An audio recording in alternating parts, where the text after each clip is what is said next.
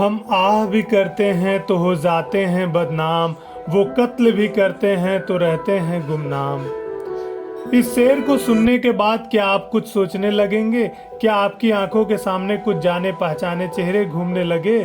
क्या आपको कुछ बदनाम लोग याद आने लगे, या कुछ ऐसे कातिल जिनकी कोई चर्चा ही नहीं करता? तो सोचिए, यह शेर अकबर इलाहाबादी ने अपने ज़माने में लिखा था, और आज भी इसकी अहमियत शायद उस वक्त से ज़्यादा ही है। आज हम बात करेंगे उर्दू के मशहूर शायर अकबर इलाहाबादी की, जिनको लिसानुल असर कहा गया, मतलब वक्त की आवाज़।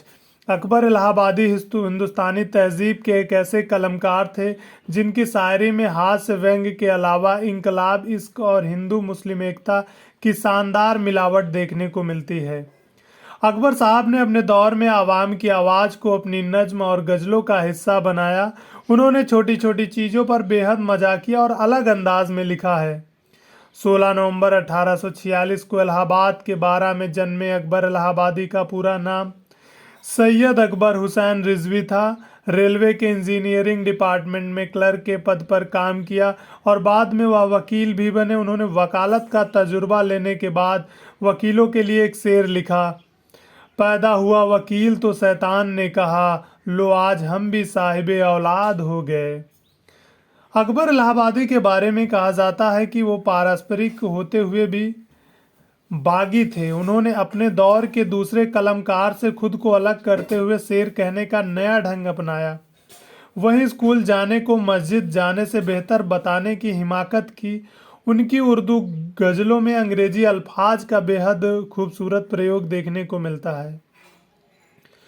छोड़ लिटरेचर को, अपनी हिस्ट्री को भूल जा, सैक हो मस्जिद से ताल्लुक, तर्क कर स्कूल जा, 4 दिन की जिंदगी है कोफ्त से क्या फ़ायदा, खा डबल रोटी, क्लर्की कर खुशी से फूल जा।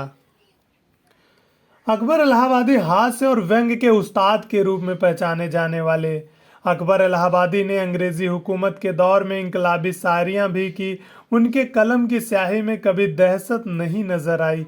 उनकी कलम से निकले शेर मौजूदा वक्त में भी प्रासंगिक नजर आते हैं। उनकी भी उतनी अहमियत आज भी है।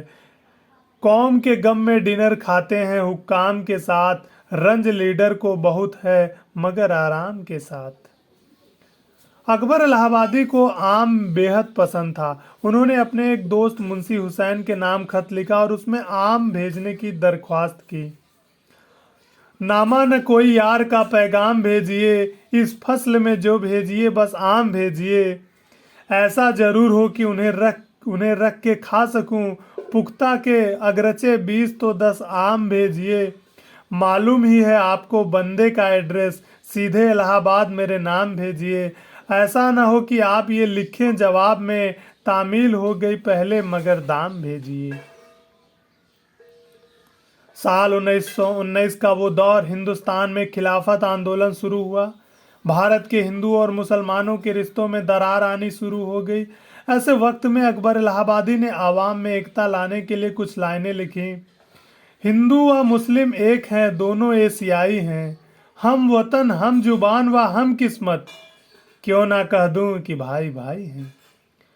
अकबर इलाहाबादी के द्वारा की गई बार बार हिंदू मुस्लिम एकता की कोशिशें की वजह से कुछ अफवाहें भी उड़ी। कहा जाने लगा कि अकबर को हिंदुओं के द्वारा रिश्वत दी जा रही है और वह शराब पीने के जाल में फंस गए हैं। जवाब में उन्होंने लिखा, हर पीने वालों की दलील बन गई। अकबर कहते हैं, हंगामा है क्यों बरपा, थोड़ी सी जो पीली है, डाका तो नहीं मारा, चोरी तो नहीं की है। अकबर इलाहाबादी की लेखनी में व्यंग्य, इश्क, तहजीब, सियासत और समाज से जुड़े लगभग हर जरूरी पहलू का असर देखने को मिलता है।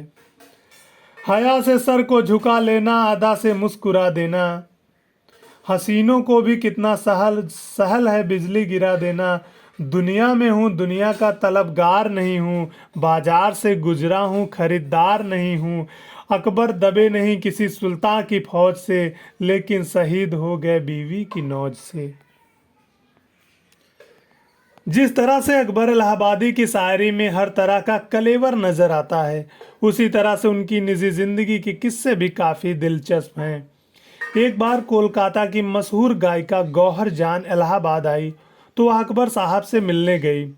अकबर साहब ने अपने अंदाज में बातचीत करते हुए कहा कि पहले जज था और अब रिटायर होकर सिर्फ अकबर रह गया हूँ। हैरान हूँ कि आपकी खिदमत में क्या तोहफा पेश करूँ। इस मुलाकात के दौरान ही उन्होंने गौहर जान के लिए कागज पर एक शेर लिखा और उन्हें पकड़ा दिया। खुश नसीब भला आज कौन है गौहर के सिवा, सब कुछ अल्लाह ने दे रखा है सौहर के सिवा।